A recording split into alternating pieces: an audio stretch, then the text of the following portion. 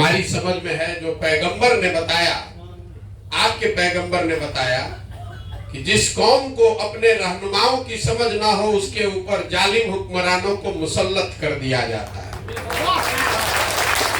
आपने अभी कहा कि आज के जो हुक्मरान हैं, दल की बात नहीं है, आज का जो हुक्मरान है वो जालिम है आपकी नजर में।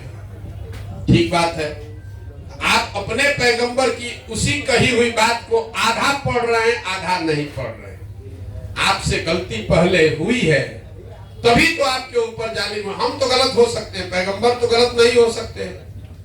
तो मुसलमानों को इस बात की चिंतन करनी चाहिए। मुसलमानों को चिंता बहुत है, चिंतन नहीं है।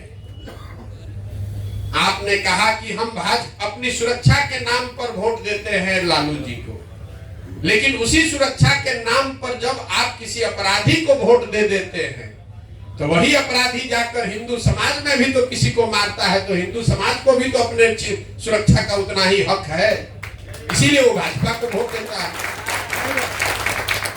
तो सामंजस्य तब बनेगा जो बात गांधी ने बताई कि जब मुसलमानों की सुरक्षा और हिफाजत की चिंता हिंदू करेगा और हिंदू की सुरक्षा की चिंता मुसलमान करेगा, तब न बात बनेगी। अभी तो आप अपनी सुरक्षा में लगे हुए कि कोई बन जाए, भाजपा नहीं बने, चाहे वो क्रिमिनल बन जाए। जब वो क्रिमिनल बन के आता है जीत कर आपके वोट से, मुसलमानों के वोट से जब क्रिमिनल अपराधी जीत कर आता है तो समाज में ये बात होती है, देखिए सब मुसलमान किसको जिता दिया है, हमको आके मार रहा है, तब तो आप उसको बचाने नहीं जाते। इसीलिए वो हिंदू मुस्लिम पोलराइजेशन होता है। आप भी, आपको अपने सुरक्षा का चिंता है, अपने हिंदू भाइयों की सुरक्षा का चिंता भी नहीं है। तो हिंदू भाई भी आपकी सुरक्षा का चिंता छोड़ दिया है, चलो भाई भाजपा आने दो, हम लोग अपना जान तो बच रहा है। जब तक आप इस सोच से बाहर नहीं निकलेंगे तब तक भला होने वाला नहीं। तो आप अपने रहनुमाओं की समझ ठीक बनाइए। जिसको आप रहनुमा समझ रहे हैं उससे आपका सुरक्षा नहीं हो रहा है, सुरक्षा दंगे से आपकी हो रही है, लेकिन आपके बच्चे कुपोषण से मर रहे हैं, आपकी महिलाएं प्रसव के दौरान व्यवस्था नहीं होने से मर रही है। पूरे देश में सबसे ज्यादा टीबी के रोगी, सबसे ज्यादा टीबी का इंसिडेंट रेट मुस्लिम बच्चों में बिहार में है। आप उस मौत को नहीं देख रहे। दंगे में 10 आदमी मरता है, पिछले 40 वर्ष में कितने लोग स्वास्थ्य व्यवस्था के अभाव में मर गए वो आप नहीं देख रहे। तो अपने हमारी बात मत मानिए। अपने कौम में जो बात बताई गई है, मुसलमानों की दुर्दशा इसलिए नहीं है कि आप लालू को वोट देते हैं कि कांग्रेस को वोट देते हैं।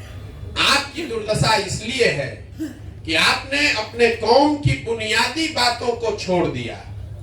आपके कौम में ये बात बताई गई है कि बिना जद्दोजहद के जीवन में कुछ हासिल नहीं हो सकता है। अगर गलत बोल रहे हैं तो बताइएगा।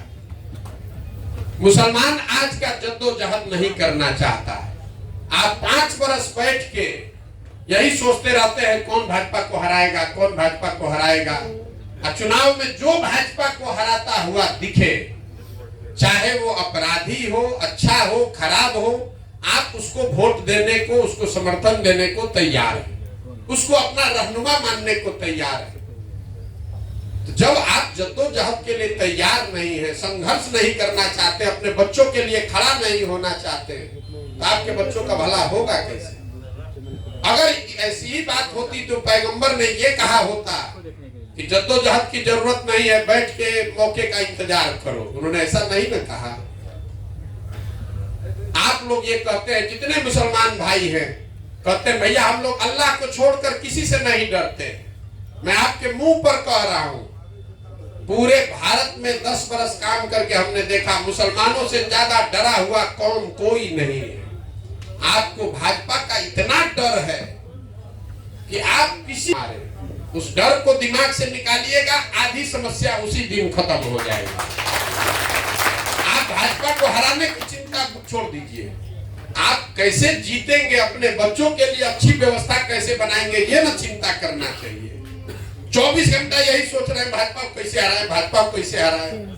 तो जिसको हराने के चक्कर में लगे हैं वो तो आपको परेशान करेगा ही करेगा। जिसको जिताने के लिए आप वोट दे रहे हैं वो भी आपकी इज्जत नहीं कर रहा है, वो भी आपको आपका हक नहीं देगा।